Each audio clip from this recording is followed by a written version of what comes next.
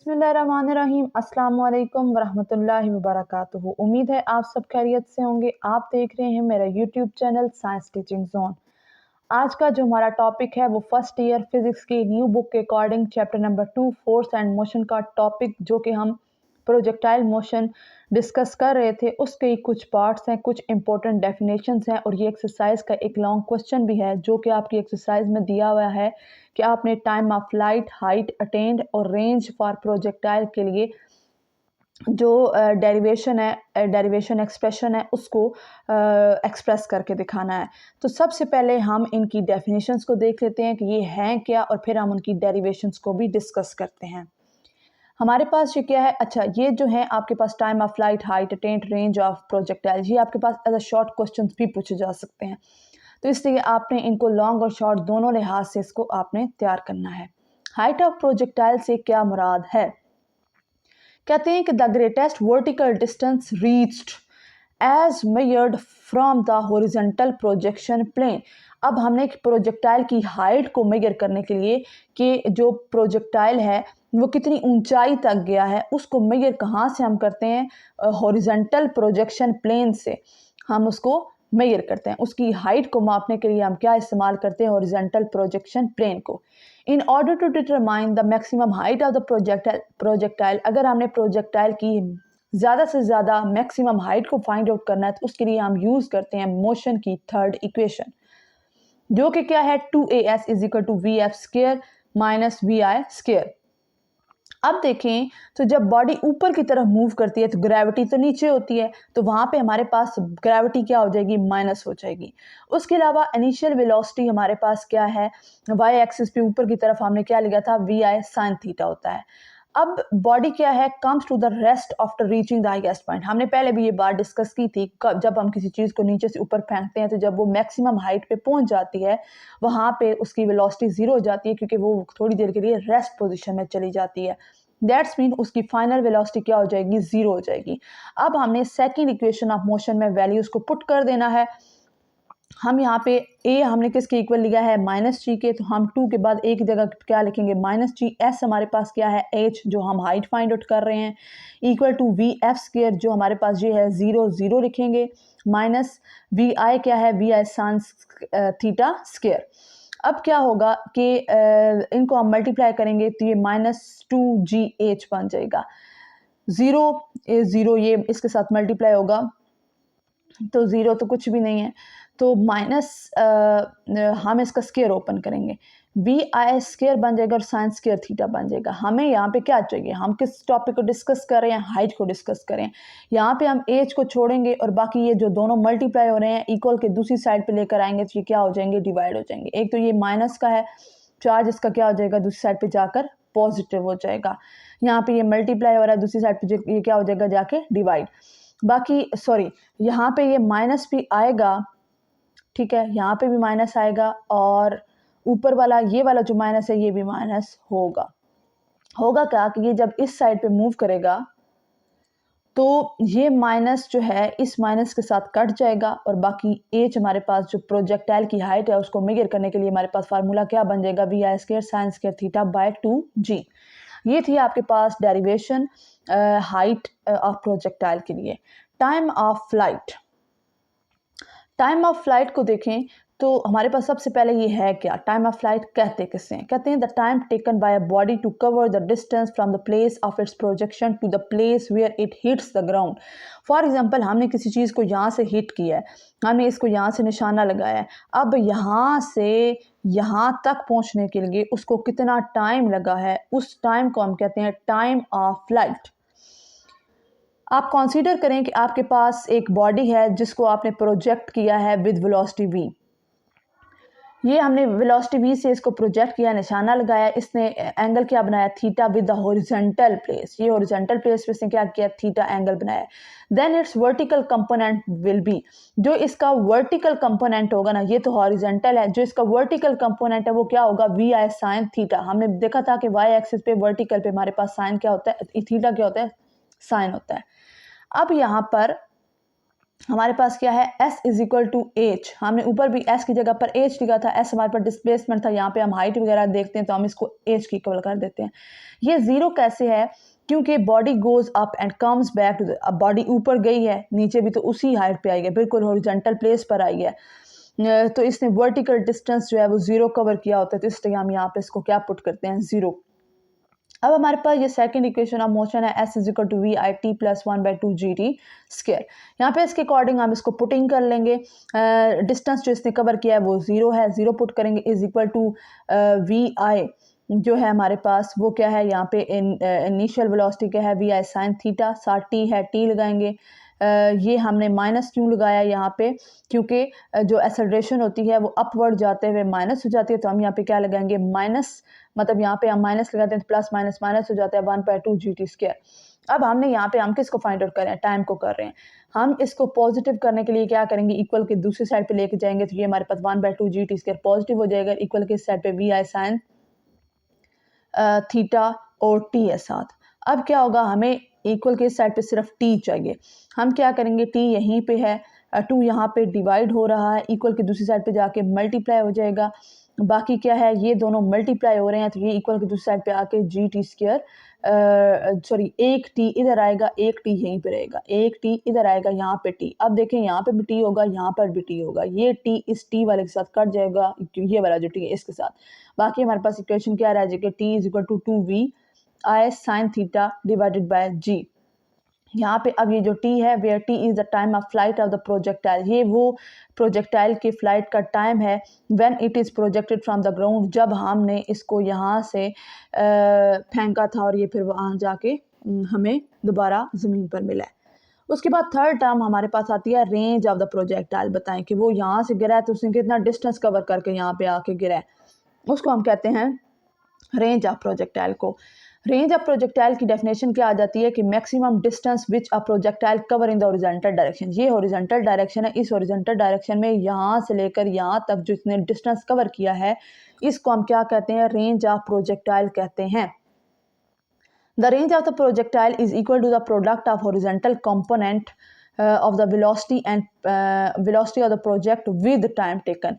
Range का formula क्या है, रेंज इक्वल होता है प्रोडक्ट, प्रोडक्ट मतलब मल्टीप्लाई का साइन लगाना है, हॉरिजॉन्टल कंपोनेंट ऑफ वेलोसिटी मतलब हॉरिजॉन्टल कंपोनेंट मतलब एक्स एक्सिस पे v I x, with total time, total time को हम किससे रिप्रेजेंट करते हैं, टी से रिप्रेजेंट करते हैं, तो ये R is equal to we I X multiply by T, range किसके इक्वल है, we I X multiply by T के। Time taken by the body to hit the ground after leaving the point of projection, जब यहाँ से लेकर ये यहाँ तक आकर टकराता है उससे। अब हमने क्या कर लेना है, यहाँ पर हम वी आई जो है एक्स एक्सिस पे है, तो हम क्या लिखते हैं, वी आई कॉस थीटा लिखते हैं, मल्टीप्लाई बाय टी है, टी हमने ऊपर यहाँ पे टाइम ऑफ फ्लाइट में निकाला था, हम इस टी की जगह पर इसको पुट कर देंगे 2vi sine theta divided by G. अब क्या होगा, हम इसको मल्टीप्लाई करेंगे, r इज इक्वल टू इसको इतने को मल्टीप्लाई करना है, तो V I cos theta multiply by 2vi sine theta divided by G आ जाएगा। अब यहाँ पे हम क्या करेंगे, यहाँ पे भी वी आई है, यहाँ पर भी वी आई है, हम क्या कर लेंगे, यहाँ पे इसको कॉमन, अच्छा ये मल्टीप्लाई हो रहा है तो हम क्या करेंगे, इस वी आई को और इस वी आई को दोनों को मल्टीप्लाई करेंगे, ये बन जाएगा वी आई स्क्वायर, बाकी इनको मल्टीप्लाई करेंगे तो ये हमारे पास आ जाएगा 2 साइन थीटा और कॉस थीटा। फार्मूले के अकॉर्डिंग हमारे पास 2 साइन थीटा कॉस थीटा, जो कि यहाँ पे आपको बताया गया है साइन 2 थीटा किसके इक्वल होता है, इसके 2 साइन थीटा कॉस थीटा के। तो हमने अब क्या कर लेना है, इसकी जगह पर हमें पुट कर लेना है साइन 2 थीटा, बाकी ये सेम रहेगा। इस पीछे वाले को same r is equal to we I square by G को सेम लेकर उसकी जगह पर हम क्या पुट कर देंगे, साइन 2 थीटा।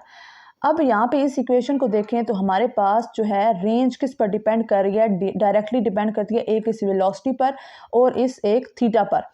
कहते हैं कि दस the range of the projectile depend upon the velocity of the projection and the angle of projection, मतलब ये वेलोसिटी पर भी डिपेंड करती है और एंगल पर भी डिपेंड करती है। फॉर एग्जांपल अगर हम वेलोसिटी को रेंज को बढ़ाते हैं तो हमारी वेलोसिटी यहाँ पे क्या हो जाएगी, 4 टाइम्स हो जाएगी, इसी तरीके से थीटा भी अफेक्टेड होगा।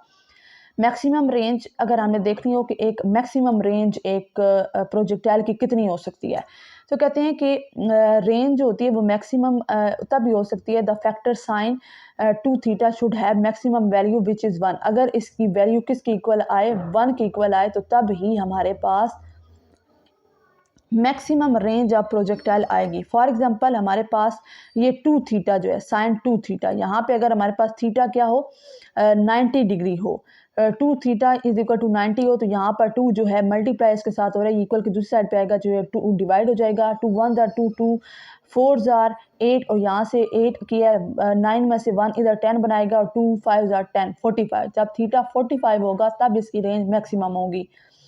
इसके लिए अब अगर इसमें आप वैल्यूज़ पुट करें, R maximum is equal to we I square by g sine 2 theta की जगह पे हम क्या लगाएंगे, 45 लगाएंगे। ये जो है साइन 2 45 जो है ये इक्वल होता है 1 के, तो ये v F square divided by g maximum कब होगा, जब यहाँ पे हमारे पास डिग्री 45। आप इस ग्राफ को भी देख सकते हैं, आप देखें तो रेंज सबसे ज़्यादा, ये वाली सबसे ज़्यादा है ना, ये कौन सा एंगल है, इस एंगल को चेक करें, ये कौन सा है, 45। यही हम अभी डिस्कस कर रहे थे कि सबसे ज़्यादा एंगल हमारे पास किसका आएगा, 45 का आए, 45 एंगल पे सबसे ज़्यादा इसकी रेंज आती। अब आप देखें 60 एंगल पे क्या है, ये ऊपर तो गया है, इसकी हाइट तो है लेकिन ये पहले आकर गिर गया है। इसी तरीके से 70 पे भी इसकी हाइट तो मज़ीद ऊंची गई है लेकिन इसकी रेंज क्या है, शॉर्ट होती गई है। तो हमारे पास मैक्सिमम जो एंगल थीटा हो 45, तब हमारे पास मैक्सिमम रेंज आती है। इंपॉर्टेंट पॉइंट जो आपने याद रखने हैं कि जो एच हाइट है ये किसकी इक्वल है, 1/4 और मैक्सिमम के। उसके अलावा for an angle less than 45, अगर ये देखें 45 से लेस दैन 30 और 20 है, the height reach by the projectile and the range both are less. अब देखें इसकी हाइट इतनी है, इसकी हाइट इतनी है, तो दोनों ही क्या है, हाइट्स भी कम है और इनकी रेंजेस भी क्या है, कम है। When the angle of projectile is larger than 45, अब फॉर एग्जांपल 45 से लार्जर क्या है, 60 और 70 की बात करें, तो height attain will be more, height तो इनकी लंबी है लेकिन द रेंज क्या है, वो लेस है। उसके अलावा अब हमारे पास ये जो सब कुछ आता है, हमारी जो इक्वेशन है प्रोजेक्टाइल मोशन की, इसमें वो फैक्टर जो हमेशा कांस्टेंट रहते हैं, वो एक तो हॉरिजॉन्टल वेलोसिटी है, एक्स एक्सिस पे जो वेलोसिटी होती है, और दूसरा हमारे पास एक्स और वाई कंपोनेंट की एक्सेलरेशन क्या होती है, वो भी कांस्टेंट 0 ही रहती है। हमने पहले क्या देखा था, एयर रेजिस्टेंस को, जब हम यहाँ पे इसकी प्रोजेक्टाइल को देख रहे थे तो हमने ये पढ़ा था कि अगर हम एयर रेजिस्टेंस को भी निगलेक्ट करें तब हमारे पास जो होता है उसका इफेक्ट इस तरह से आता है, उस पर कोई भी फोर्स एक्ट नहीं कर रही होती। लेकिन अगर हम एयर रेजिस्टेंस को जो है निगलेक्ट नहीं करते, तो क्या है कि air resistance varies during a projectile flight depending upon its speed. क्या है कि जब इसकी स्पीड, वो स्पीड डिफरेंट होती है, जब हम प्रोजेक्टाइल फ्लाइट पर एयर रेजिस्टेंस एक्ट कर रही हो तो उसकी स्पीड भी क्या होती रहती है, चेंज हो जाती रहती है। कहते हैं as a object slows during ascent, मतलब अगर ऊपर जाते हुए ऑब्जेक्ट है उसकी स्पीड क्या है, स्लो है, एयर रेजिस्टेंस क्या होगी, कम होगी, और एयर रेजिस्टेंस कम होने की वजह से जो उसका डिसेलरेशन का रेट होगा वो भी उसको कम कर देंगी।